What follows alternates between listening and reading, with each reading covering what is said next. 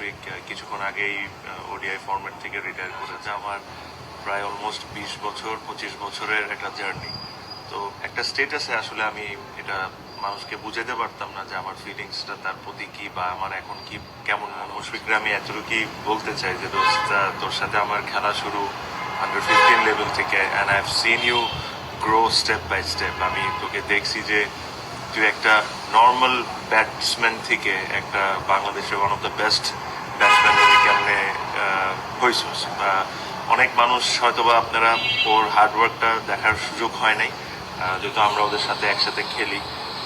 আমি দেখেছি যে একটা ছেলে কতটা কষ্ট করতে পারে, মানে একটা মানুষের পক্ষে যতটা কষ্ট করা সম্ভব আমার কাছে মনে হয় যে সে সবই করেছে, এখনো করে যায়।